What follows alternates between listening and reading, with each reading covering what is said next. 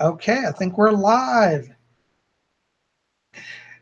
Hey, Tubies, this is Psychic Bob, and it's now the witching hour.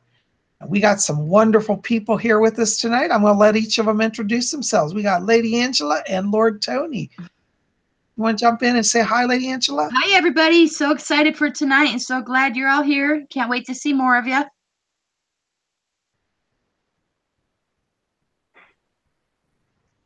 Tony? Oh, I'm supposed to talk now. Okay. Yeah. Hi. How's everyone doing? I'm glad to be here. Feeling better. Want to thank everyone that sent out healing blessings and everything for me. Definitely felt better on Monday. So thank you. I'm so glad. I'm glad you're with us, Tony. You know, the wonderful thing about being in the craft is, when we kind of go down, we got a lot of people to lift us up again. And I think that's nice. Looks like we got some viewers joining us here. Welcome to you guys. Thanks for being here tonight.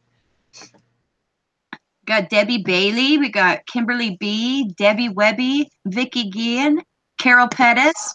Got quite a few Purple Cord people, too. I think Amy Crafts is a Purple Cord also. So glad to see you all. So is Debbie. Yep. That's exciting. Trying to open it here, my chat, so I can see the chat. Too. I think Amy Crafts. You're okay. You had your. I thought mine came unmuted. It was yours. It's mine, yeah.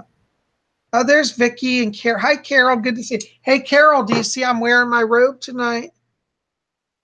Oh, Kimberly B's Purple Cord, too. Oh, yeah. Got Raven Fisher, Moon Faye, Jamie. Hi, everybody. We're so glad you're here. We're looking forward to the questions tonight. What all would you guys like us to talk about? Absolutely. Hold on a second. I'm having some technical problems getting my screens aligned. You guys know how I am with technology. It's like Psyche Bob and a computer. That's just asking for drama. Hey, Tony, have any topics or questions come to you since our last show that you thought maybe we ought to touch upon in this show? No, not that I could think of. Sorry. That's all right. Yeah, Vicky, right. I know you've been a Purple for a long time, Vicky. One of the things that has been coming up around me a lot is people have been asking me, they're saying, well, Bob, can I join the craft or do I have to get approval from people? And I always tell them the craft is such a personal journey, and, don't let anybody tell you you can't be a member of the craft. That's just nothing. Hey, Bob, Moon Faye would like to know, have us discuss the magic of the color purple. You tell that better than anybody else, Bob. Thank you so much. Well, purple is a magical color. You'll notice here in the order of the purple cord, we all wear purple cords. And the reason why when we started this order we chose purple is because purple is a rare color, or at least it used to be a rare color. And in the ancient days, the only people that wore purple were royalty. And just to give you an idea how valuable purple dye was, it was so rare that purple dye, to get 1 ounce, which would be a little jar about that big, in today's prices, we'd be equivalent about $15,000. And it's kind of a gross story behind the color, but I'm going to tell it anyways. The way they used to make purple dye is there was a snail that was in the Mediterranean, a specific snail.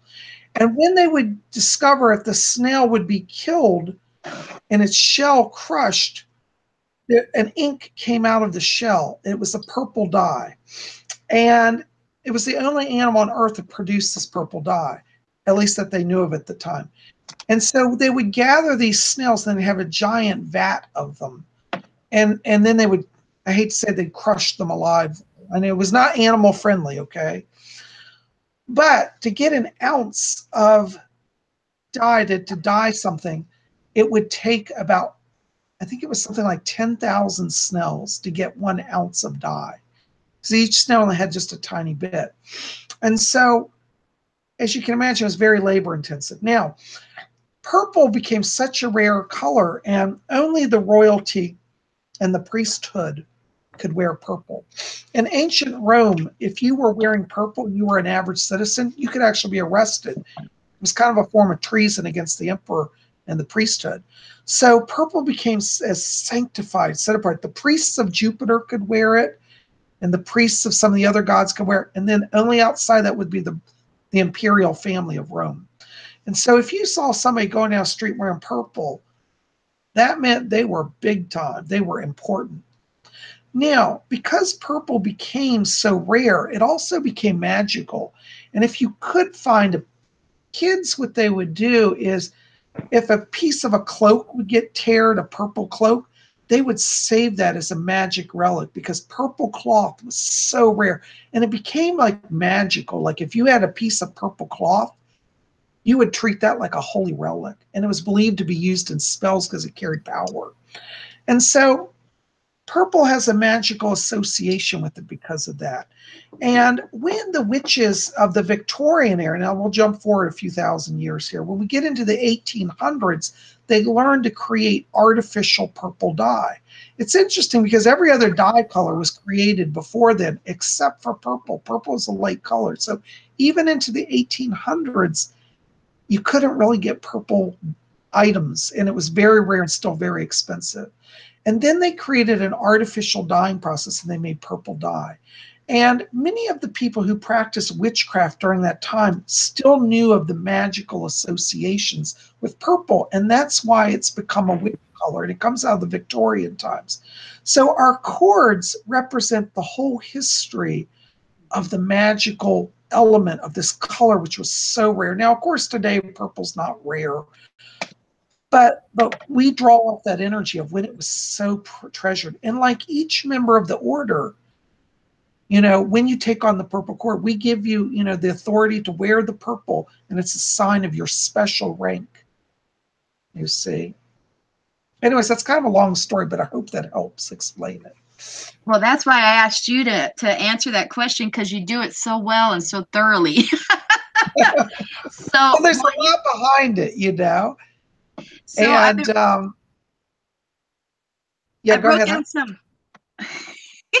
Sorry, Bob. I was writing down questions, and I think I'll throw this one at Tony first. Debbie Webby asks, what are our favorite crystals?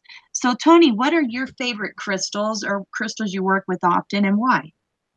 First of all, it would be moldavite, mostly because it's very high energy, high frequency, works with spirits very well.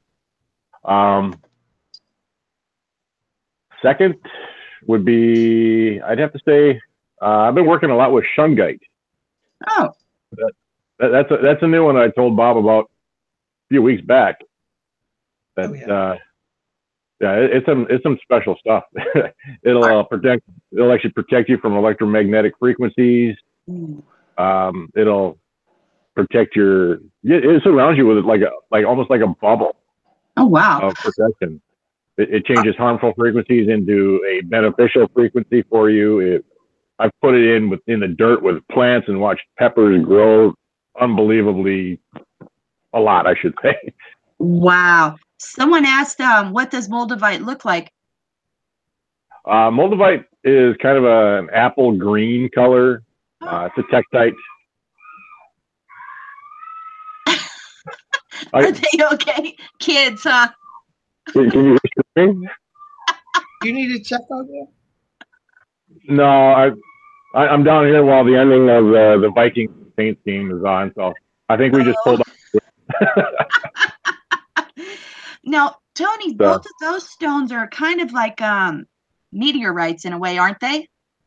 Shungite. I think shungite actually, from what I heard, came from Venus initially, but it's in I want to say the Kursk area of Russia.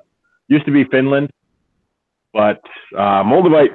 This is moldavite right here. I don't know if you can all see that. Oh, that's nice. Beautiful.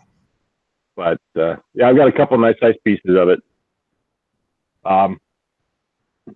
Basically, it was formed when an asteroid impacted Earth in the Moldau region of Czechoslovakia. What the moldavite actually is a combination of the dirt and a meteorite or asteroid coming down is like the molten glass from it. That's awesome.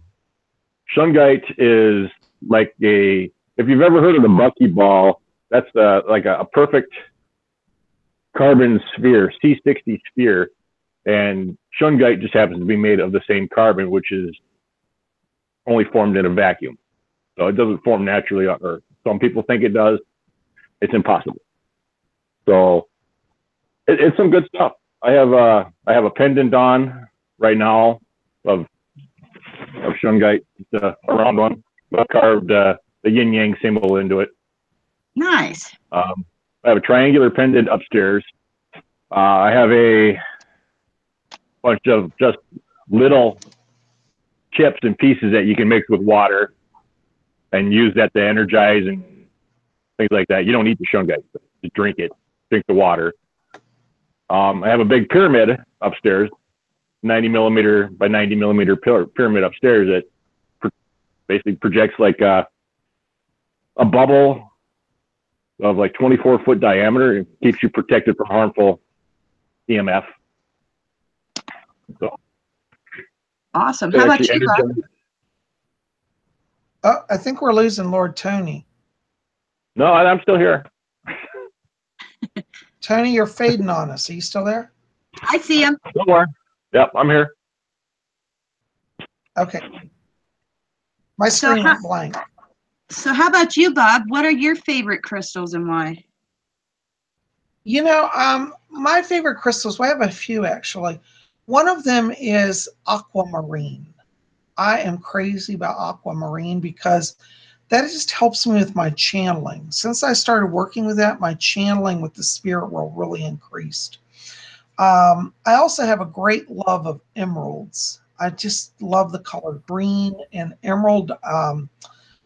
You know, it for me, I don't work with it as much magically as more just an aesthetic thing. But aquamarine is definitely my channeling stone. I also use it in magic too, and also I love amethyst as well. Amethyst is like stone that brings power in. When I need to do breakthrough magic, I use amethyst a lot. So those are the stones I love. I got to write down this before I forget, and I'll ask us in a second here. Okay. Okay. Well, you know, with these various crystals, you know, Tony, by the way, I was going to tell you, somebody asked earlier about can you discuss, or any of us discuss, tights in communication with ETs and extraterrestrials, aliens? Do you find that it opens a connection with you with otherworldly beings? Yeah, I believe so. With it already being from space, the frequencies are already there and facilitates a better connection. That's cool. Some of my favorite stones and crystals. Now I'm a Libra, and my natural birthstone is an opal. And I love the opal. It's like a witch's stone because all the colors and the play of energy, it's like all the flavors of the universe all into one. I like the ones that change. Like labradorite is a really nice stone that has a lot of play of color. I love opals. Really love moonstones. I love lapis and amber, and I think that comes from past lives even, and way back in Egyptian times and before that, where just like the color purple, people of importance made jewelry out of jet, the hard black stone jet, and lapis and amber. I love those. And I love selenite, and I love my new crystal I just got to. It's Lemurian? No, it's a Lemurian crystal, but it's an angel aura Lemurian crystal, and it just has like a rainbow of colors. I found this from a shop on Etsy, and the girl, it took about a week to get, and I was impatient, and it was driving me nuts. Well, I was so happy when it came.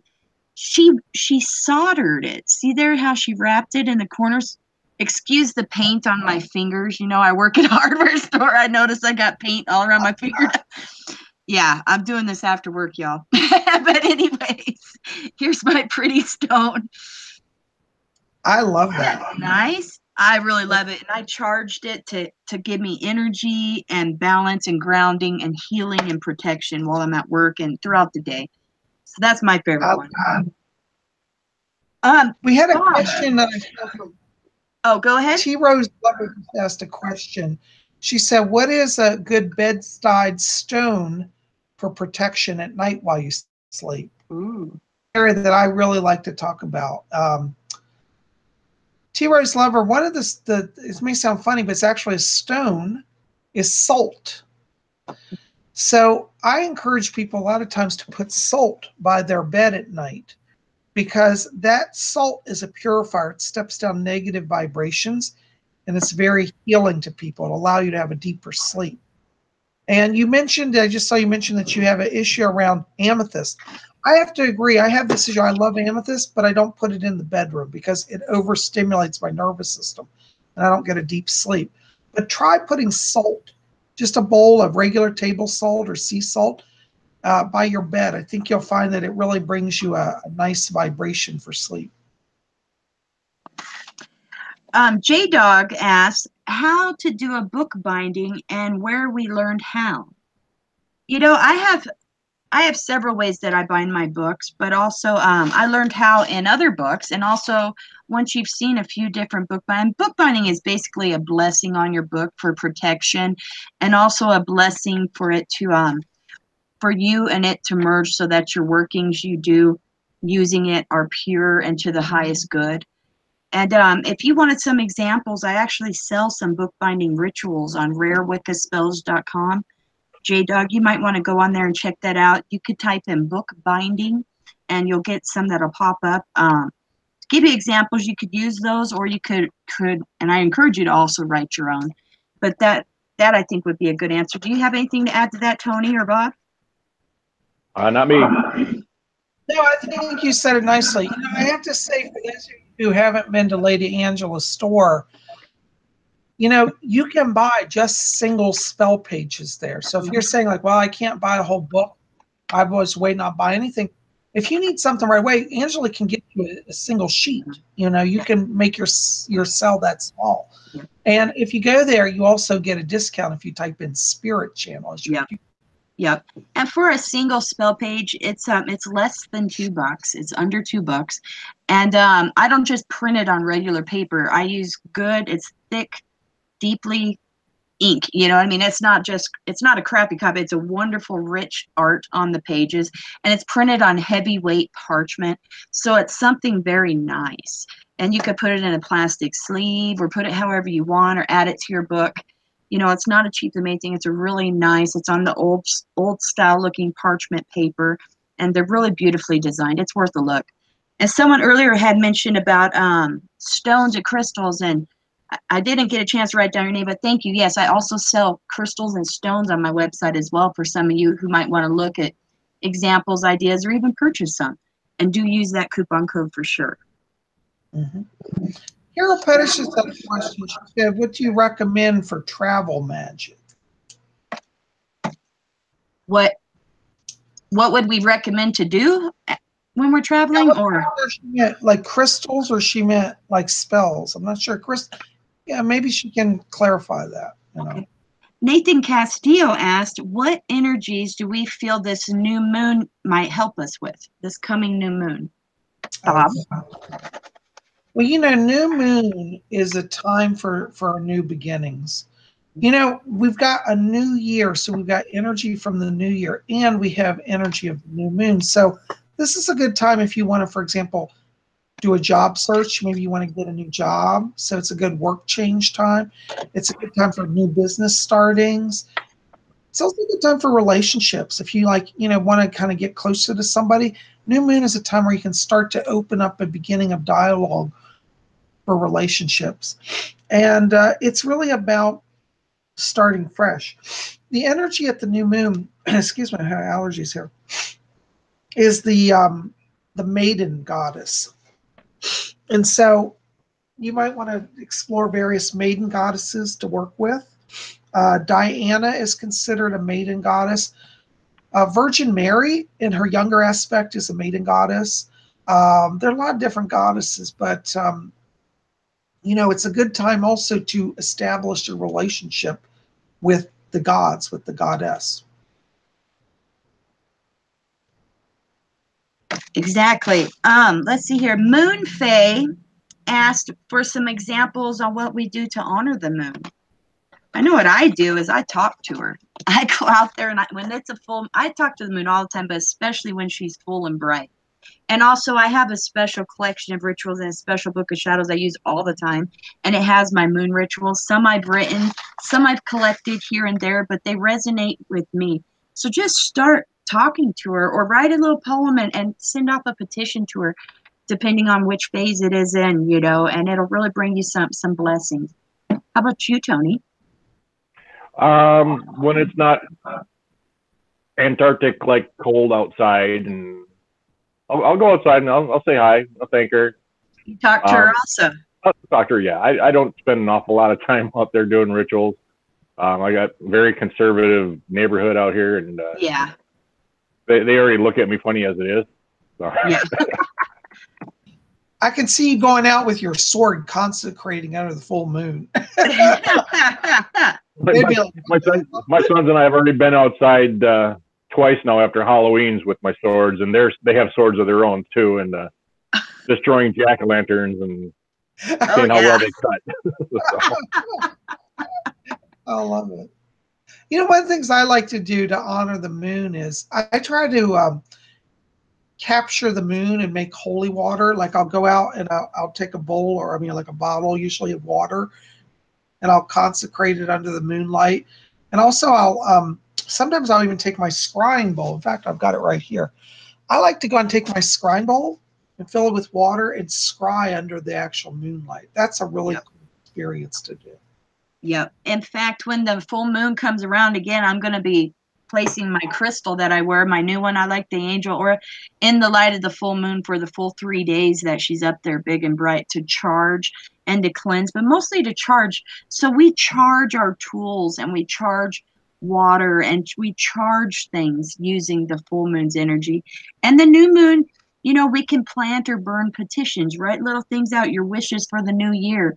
You know, and you can burn it or you could bury it on the new moon, and that'll bring it full circle after a whole moon cycle to manifest. Carol Pettis clarified she meant what kind of crystals we recommend for travel magic. Carol, I say it's a good idea to have a piece of quartz crystal with you all the time because it's an all-purpose stone. What do you guys think? Yeah, I totally agree with that. Yeah. I agree with that too. I would also recommend black onyx. I find that's a good protection stone. Like if you're on the road, especially if you're traveling alone, you don't know a lot of people. Onyx deflects aggressive people, I find. I'm glad you mentioned onyx because two people I've written down here, Nico Leds and also I Am Lord Raziel, had similar questions. Nico asked us how to practice grounding, and I Am Lord Raziel asked, in addition to hematite, what are some other stones we'd recommend for grounding? Black tourmaline. Yes. And jet, you know, the stone jet. And what was black onyx will do. Tony, do you think your black shungite is good for grounding? I believe so. Yeah, it should be. I pardon the pun, but yeah, it's from the ground. It should work great for grounding. It really should. You'd be amazed at what it can do. It's like the perfect healing stone, the perfect stone for everything else you want to try to do. Yeah. You know, another stone that's also kind of like an herb or a mineral, well, stones are minerals too, but petrified wood. I find it's wonderful for grounding. That's interesting. I haven't actually worked with petrified wood, so that's something I need to look into. I mean, you figure that tree sat there so long, it turned to stone. I mean, what better way of grounding and putting on the brakes can you get? I agree. Joanne B. asked about properties of the stone citrine. Oh, citrine? Wonderful sun energy stone. Very healing. Very uplifting. If you're depressed, that's a great stone to put you in a better mood. Absolutely. I love citrine. It's also full of energy too. It'll charge you up as well and help with communication too. Lord Tony, did you tell me, maybe I'm confusing you with somebody, did you tell me you had a citrine and an amethyst crystal that was combined. Was that you or somebody else? It may have been someone else. I have citrine upstairs. Uh-huh. I do know that I do keep that in my room. Sometimes under my pillow. You don't need to recharge it ever. It's one of the few stones that you ever have to. That one, and I believe blue kyanite, they do a good enough job on their own of deflecting negativity without actually absorbing it. So Blue kyanite, now that's a stone I haven't heard in a while. I used to work at a store years ago where it was all the rage, and they'd sell blue kyanite wands even, you know. And wow, that's really cool. Thank you for bringing that back. I keep a piece with me constantly. Oh, I love beautiful. that. Yeah. Amy Crafts asked a wonderful question. She says, does it have to be in the direct, like outside under the moon, or can we charge them from windowsills? And I'd like to say, Amy, yes, you can. And you can also charge things in your window by either the moon's light shining on them or leaving them there in direct sunshine all day long. It'll absorb the solar energy too. So it doesn't have to be in the direct outside in the open. It can be in a window. That does work. Speaking of charging stuff in the window, I just have to add a caveat to that, though. Be careful, because some crystals are so clear that they're like glass, and the ray can go through them and start a fire. I have a big crystal ball, and when I bought it, the lady I bought it from said, don't put it in the window, because she said it will burn. The sunlight will magnify there and burn your carpet or start a fire. So sometimes some crystals are like that as well. Be careful. Like I wouldn't leave it unattended in the sun. Well, usually what I'll do, and that's a great point, but I'll take a little dish and maybe put some white rice in it, or just fill it partway with salt and just sit the stone on top of it in the window. Or if you have a abalone shell or one of those, like it looks like, you know, the flat part of a shell, like an oyster or a clam shell, you can sit that, cleanse it real good, wipe it down dry, and put the stone in it to charge, you know. That's a really good. I am Lord Raziel asked how to charge and cleanse pendulums. Would one of you guys like to answer that one? Tony, I'm going to let you take that.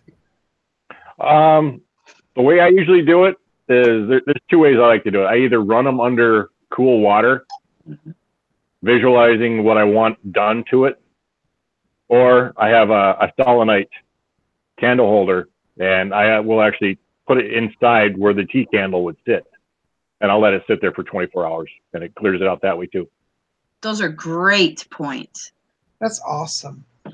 Yeah, I also like with pendulums. One of the things that I also do is we'll do a pendulum session, and I will literally talk to it and release it and say, I release the energy. You know, you're free, you're cleansed, and I'll visualize light passing through it as well. Yep. I really like Tony's the best, because that is brilliant. You know, when I use mine, I like to have selenite close by to enhance it, but I really think you're onto something, having one of those tea lights or something where you can lean it on it, because selenite is charged with high vibrational and mediumship capabilities and angelic blessings. So when you have your pendulum by it, you get the highest level of blessings on it, I think. Yeah. That's awesome.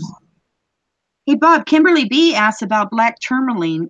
She wants to know about its properties and what, and I think she ought to ask also, because she says she has it near her computer screen. I think there might be a bit of caution to that, but what do you think, Bob?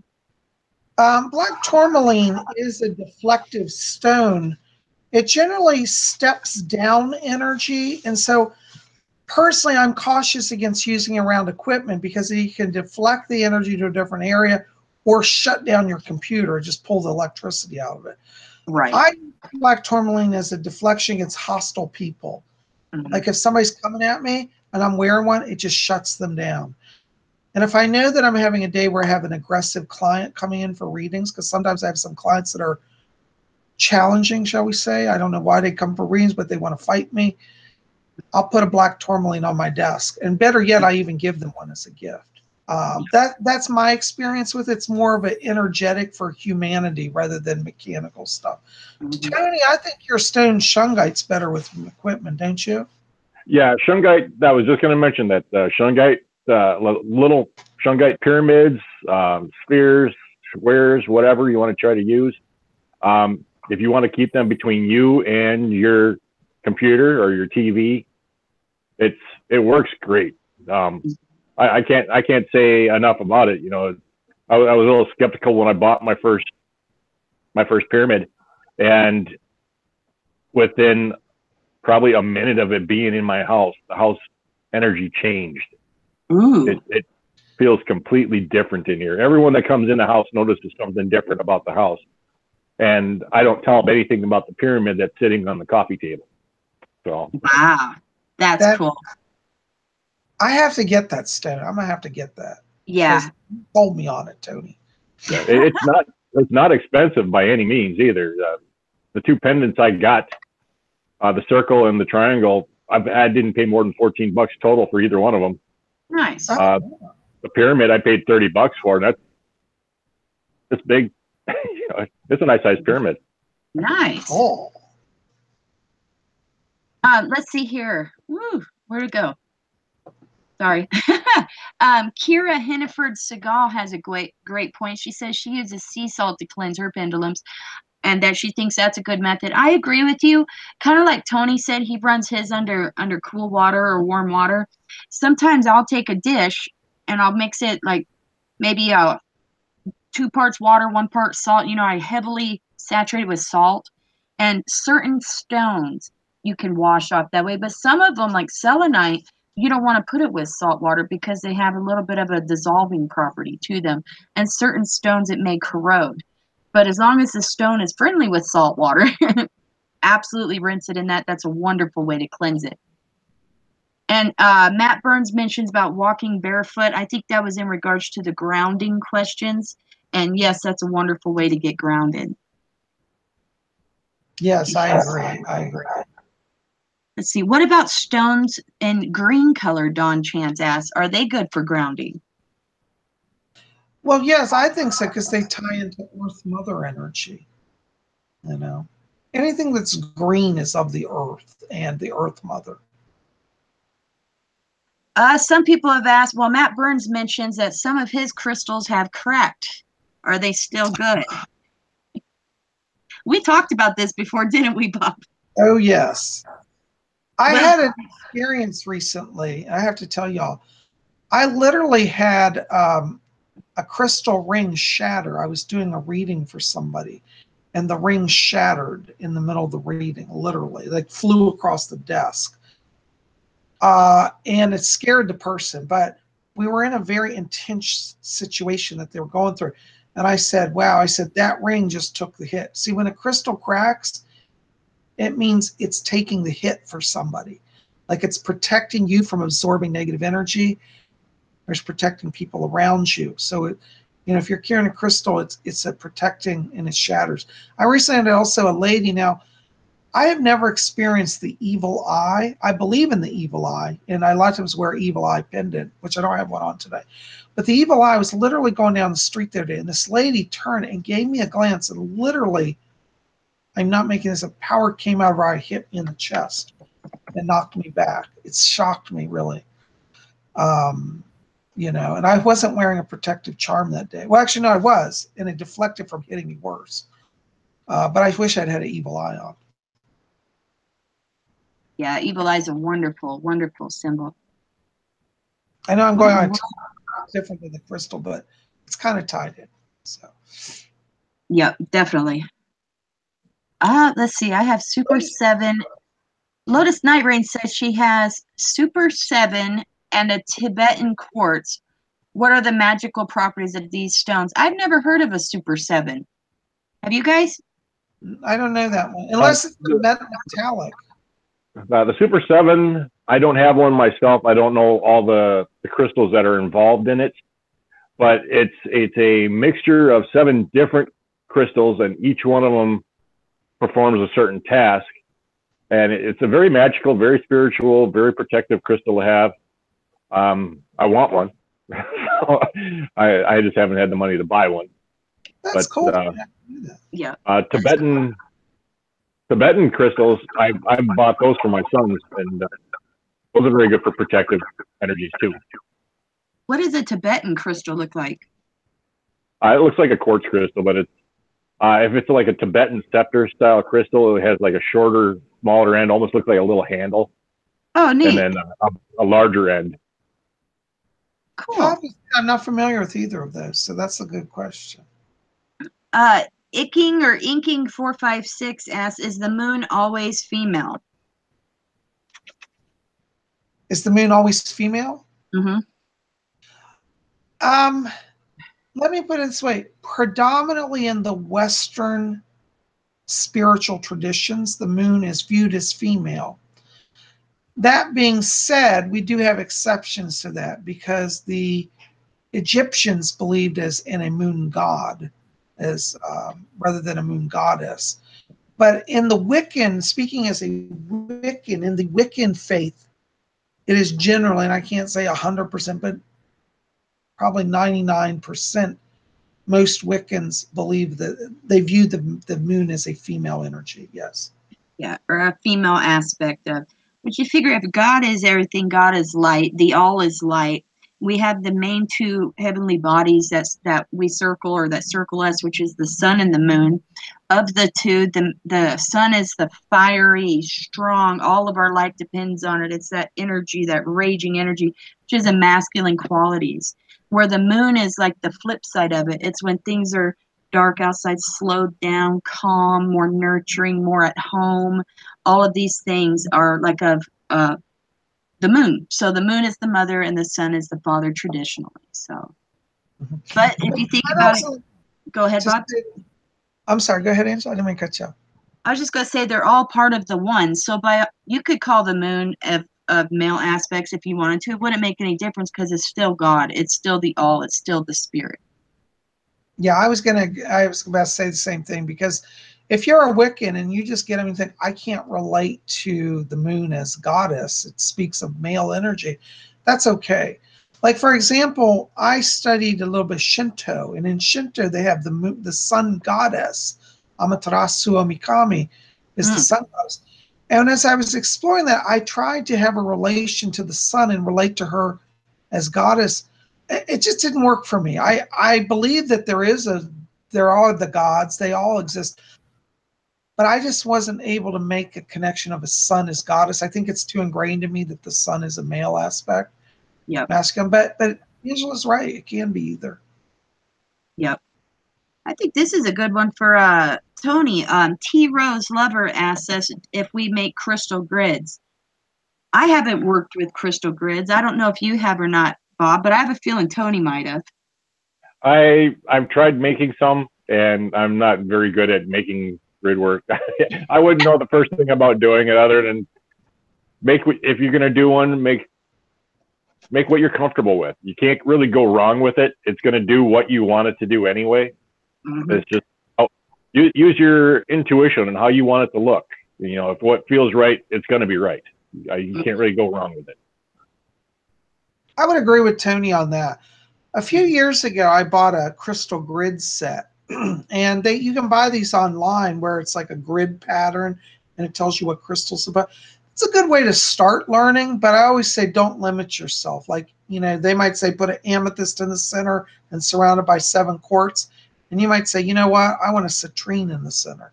Feel free to expand beyond that, you know, because that's the spirits leading you if you're working from the higher self. I agree with you. Something neat I saw, I've seen it on a few places online. What people would use, they would use doilies. You know those little white lacy things that our grannies would put on their little side tables with pretties on it, a doily? They would use those to make their crystal grids on, using the patterns of it. I thought that was neat. Who did that? The old witches? No, I just seen it online. Not the old. Oh, really? I haven't heard of that. That's grannies. Pretty cool. That's a great idea. Hey, it works. Yep. Oh, Lotus Night Rain just said, I like your witch hat, Lady Angela. Oh, well, thank you. I got it from my bestie as a gift. Sorry, Bob. I did give you that, didn't I? Yep. You know, how many red witch hats do you see? You know, it's kind of rare to find it. And on screen, it looks kind of orange, but in person, it's actually red. Yeah. And, you know, I got that because, you know, witches used to wear red. I got excited over Red and this green. question. Yeah. I'm sorry, I get excited and sometimes I just can't hold back. Crystal Owl asks a question. She says, have we tried putting crystals in potted plants when we grew them? She has and saw extreme difference in the growth rate and beauty. I agree, Crystal Owl. I love planting stones. All the time. I'll plant especially little bits of quartz in with the roots of a potted plant, or even put special crystals around in the soil underneath it. I love doing that. It gives energy to the stone and to the plant and to earth energy. I'll even write petitions, little requests or wishes on paper and poke it down into my plants. So as it grows, it transforms and manifests the wishes too. So, oh yeah, I'm all about planting stuff like that. I love it. Yeah, I've used crystals to heal ailing plants before. Yeah. Usually just quartz, and I find that for me, at least in my the best. Shadowland. Yeah, I did that. I actually did that with shungite chips on I had dragon cayenne peppers I had growing outside, and they weren't doing too well. And I put 3 shungite chips in the ground by each one of them and watered them that way. And they took off like you wouldn't believe. Wow. I was getting pepper growth within like 2 days of planting it that way. Oh my God. They grew up. They were still putting out peppers up to the point where it was freezing outside. Wow. Were they super hot, named dragon peppers? Yeah, they're about 80 to 100,000 Scovilles. Wow. Just a little warm. Shadowlander has asked us a couple times what kind of stones go good with smoky quartz. They're making a wand and they're trying to think about what to put on the bottom to complement the energy of the smoky quartz pot. You know, I find topaz, like particularly like either blue topaz or yellow. I don't know, when I've worked with those combinations, it just seems to set off a natural vibe. It's very powerful. You might want to explore topaz. It's a little more expensive than your average quartz, but it's a very powerful stone. Mm-hmm. Quartz. It's amazing. Oh, Kimberly B got a copy of your book, Messages from Rose, and she's loving it. She says, thanks so much for writing it, that she just loves Rose. And I agree with you, Kimberly. That's one of my favorite books by Bob. Thank you so much. I'm so honored that you took the time to buy it and read it. And, you know, in fact, I don't know where I put it. I don't have it, my copy here, but website at robert-hickman.com. If you don't remember it now, it'll be in the info box when this video is done.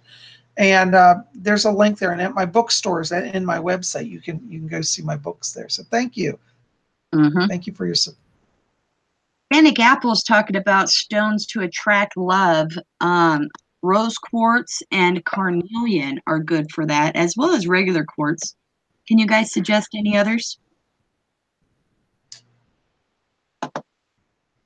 Tony, do you?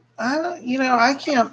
I've always used rose quartz, so that's really the one I have one, and I'm trying to think of the name of it. It's pink. Not selenite. I want to say fluorite, but I don't think that's it either. I can't think of the name of it. That's okay. Okay. Hey, I want to jump in. Matt Burns just asked a really good question. And he said, are polished stones effective?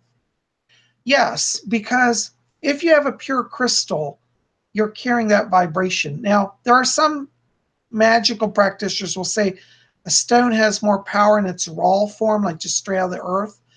And they say, some people say, I don't agree with this. Some people say if a stone becomes cut and polished, that it loses power. I don't really believe that, because I think it's the essence of that crystalline structure that releases power. So good question.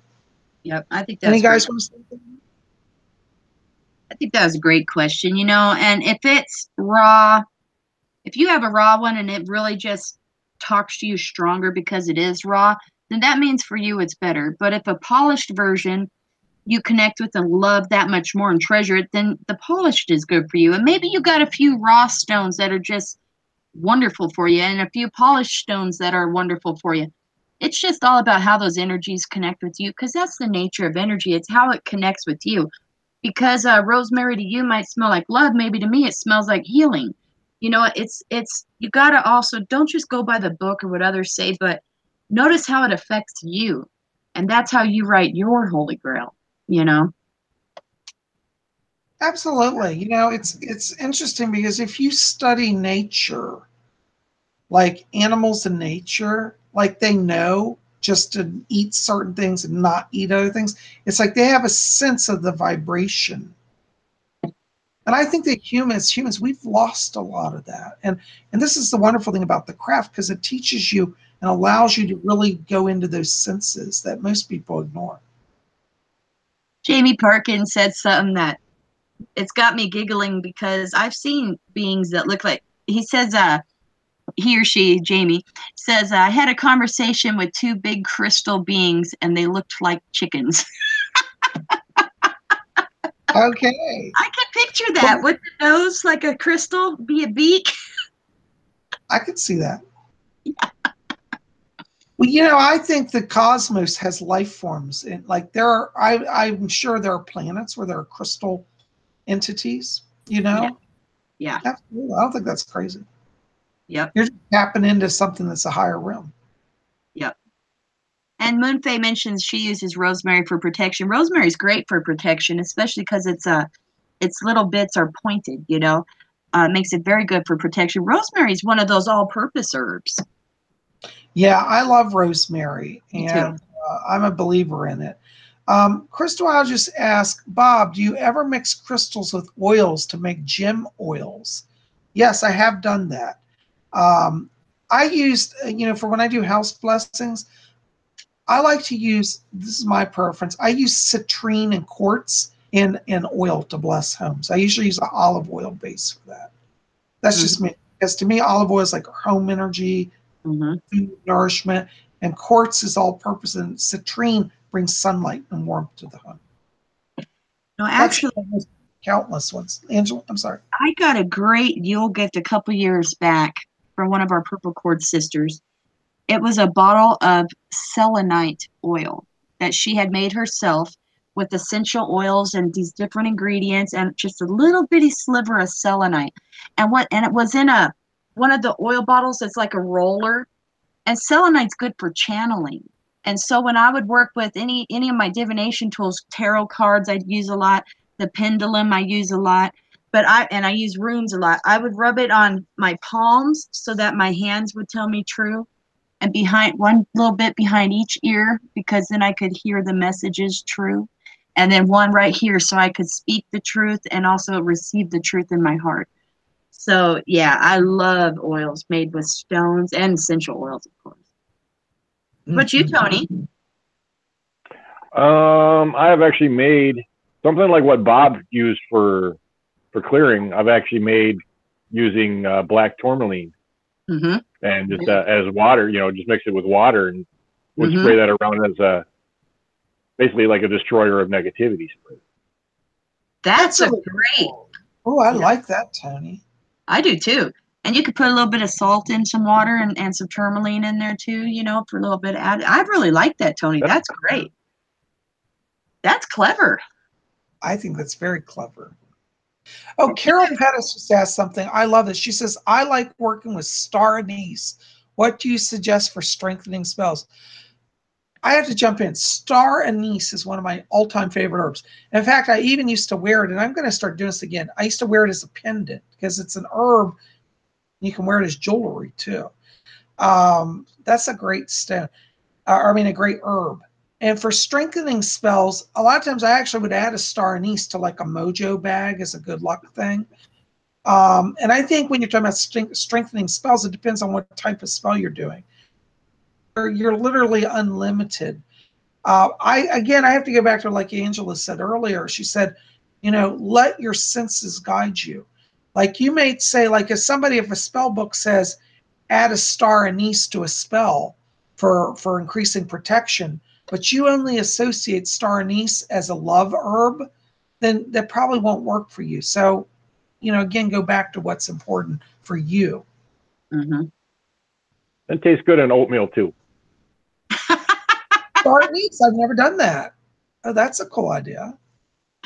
This one is all it takes. I think we're all going to Tony's house for breakfast next week. You're We're going to invited. show up on your doorstep, broadcast the show live, and then we'll have breakfast the next day. The seance downstairs here. Yeah, there you go. I'm bringing my sleeping bag. Your family, after a day or two of Angela and I, say, get these crazy people out of here. Yeah, maybe. Would they? Oh, yeah. Let's see here. Does your meditation have to be at the same time each day? I recommend it to be so. Yes. I don't say you have to. I say I recommend it. The reason why, and I always tell people, if you're going to meditate, do it at the same time. One, it develops the habit. Two, if you're going to channel messages from the spirit people like I do, I were asked to commune with them. It's respecting to them to give them a standard time. So they know every day at 4 o'clock, Bob's going to sit down and meditate. We have to be there to connect with him. You'll get better responses from your spirit people. And it respects them because people in the spirit world have lives outside of just serving us. Right. Like Fletcher and I have an agreement. He's with me every day, certain hours when I do readings. There's with him. a lot of people in the chat are going on about nightmares and protection during nightmares, and I'd like to pipe in because the tree cedar wood, cedar branches, cedar berries, anything cedar is very, very powerful in warding away anything bad, like nightmares, protecting your home from intruders, protecting it from ghosts. Very, very strong against nightmares, especially. You could put, get a hold of some, whether you got it growing by you could pull a little bit of branches off or of the leaves off, which isn't really leaves. It's more like a little branch. It's kind of like a pine tree in a way, kind of, but different. But little bits of that tree, cedar, very powerful. You could put it in a little bag, put it under your pillow, put a little bit of it in your pillowcase just without a bag. Put some under your mattress or hang a little twig over your bed. Very powerful for nightmares.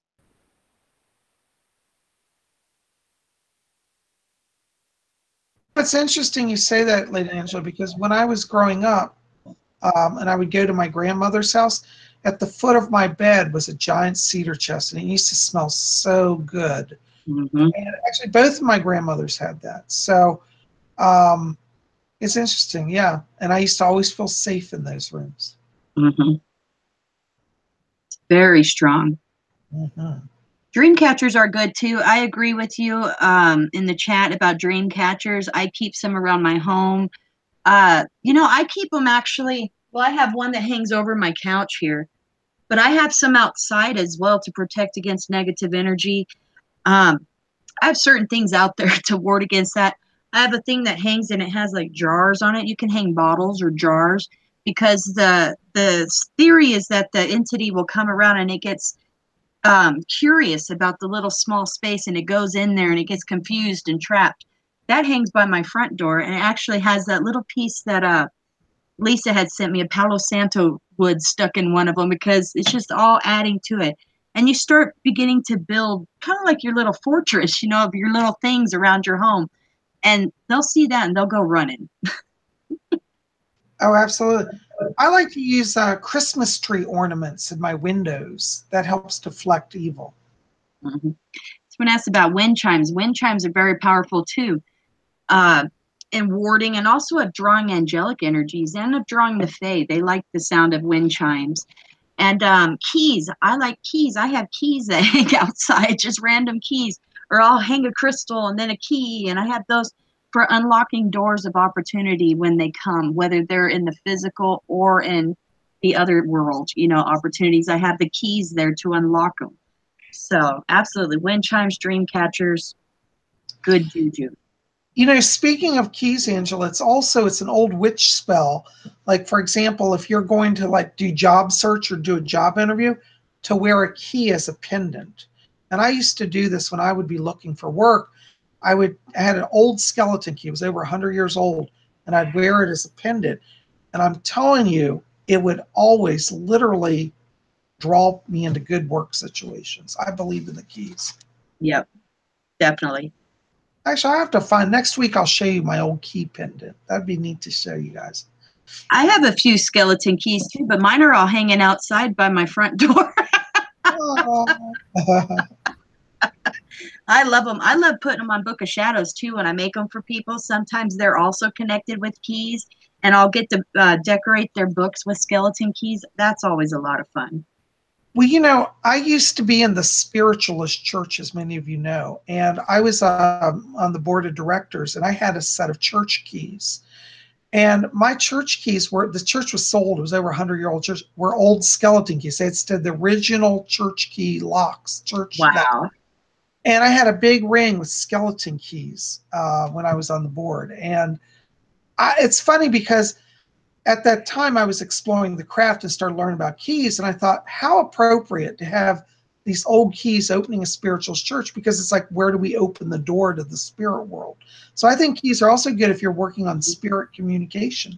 Oh, absolutely. And that brings up what Moonfae just asked, is there a connection between Hecate and the keys? Absolutely.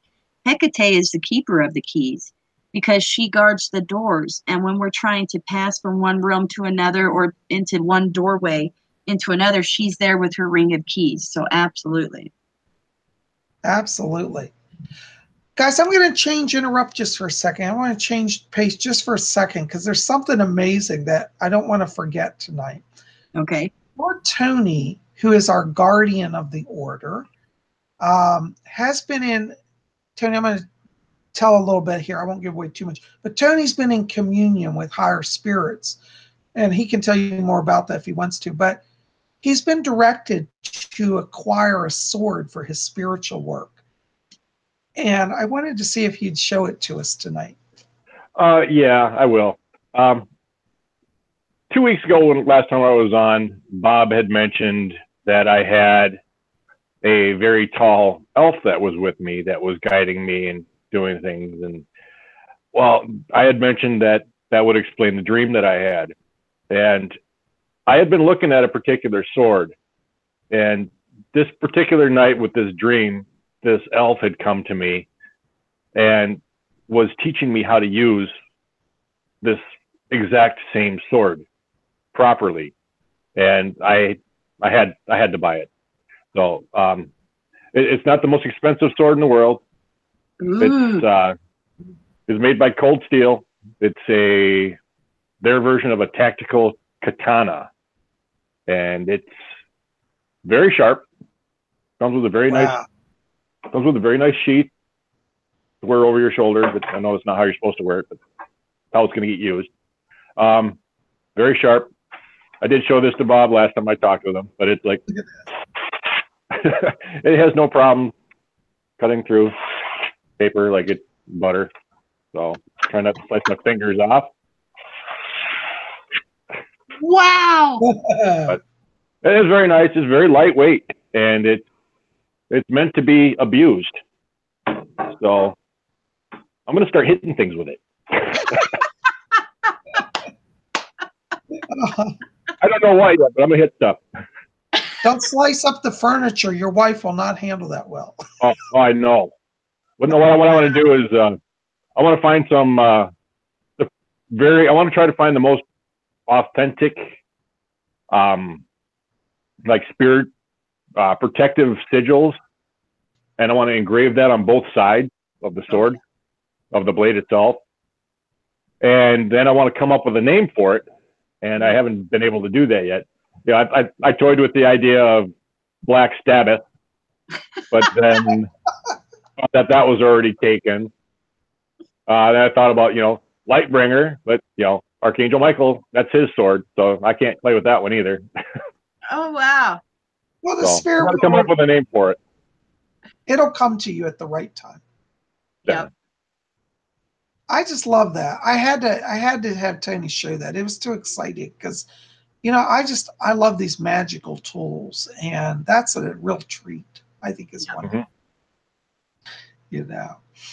But guys, I tell you, we're getting close to our hour. I swear I don't know where the day goes. Are there any last minute questions here, Angela, that I'm missing here? Some people have given you good ideas here, Bob or Tony. Lotus Night Rain suggests the name Stinger. Vicky Guillen says, what about Kingslayer? That's funny, off of Game of Thrones. Let's see, The Protector. Okay. Tony's Tool. Oh, these are all the names. I have a name for that one already. Oh, anyhow. Gavin, this is a family show. Gavin said, I can just picture Tony chopping up the settee. Yeah, I can see myself doing that too. Yeah. So I didn't mean to do it that much. Well, he said he's throwing the sheath over his shoulder. And I hope he doesn't cut off his ear pulling it out. Yes. Danny, we're going to have to watch you with this sword. Yeah. Parental advisory. I'm going to buy a very large loaf of bread and make toast. Oh, that's a cool idea. That would be a great video, Tony. Chopping bread with a sword. Yeah. They get like 1 million views. Yeah. I'm serious. I think you should do a video about look at my magical sword and cutting bread. That would be hilarious. Slices and dices and juliennes and create weird looking French fries. I'd rather you doing smashing pumpkins with it. I love it. I'll do that video next Halloween. Okay, I'll be watching for that. Well, guys, it looks like we're at our hour. I don't know where the time goes, and there's so many questions, but I hope that we got in a little bit of your questions tonight. I know I've had a great time being here, and Lady Angela did a wonderful job. Lady Angela, thank you for helping moderate the chat. I'm not very good with that sometimes. You're all right. You're all right. It's my pleasure. Lord Tony, I'm just glad you're back and you haven't injured yourself. Well, this is great. Well, guys, we're going to be back here next week on Sunday at 8 o'clock. And Lord Tony, I hope you'll be with us again. I'm trying. And we're going to make it happen. So, write down, if you guys got questions, write them down this week and bring those with you next week. We'll try to get more of those in.